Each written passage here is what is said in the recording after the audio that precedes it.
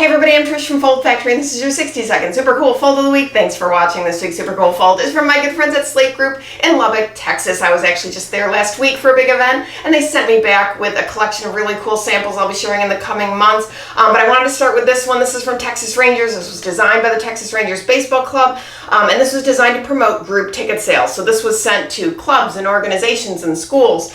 And this is a very clever way to disguise a stitched brochure and make it look more like a marketing brochure. Pretty cool. Mailing panel back here, by the way. Here's the spine where the stitching is. Okay, so it's got a short trim cover right here. So you can see it's got two little glue dots holding it down.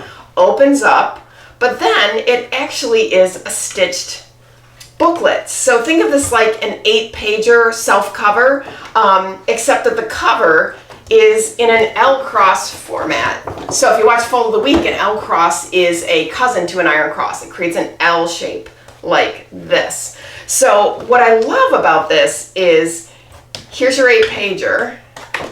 Here's the cover that folds down.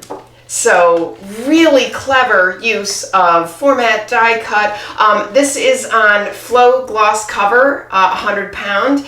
This also has an aqueous coating on it. This was printed on a Komori press, flood aqueous coating for protection, die, score, machine fold, saddle stitch, and then the two glue dots were applied by hand at the end. They did about 15,000 of these, and they dropped them in 3 mail drops. They kind of split it across 3 mail drops. So just smart, clever design. I hope you like it. That's your 60-second super cool fold of the week.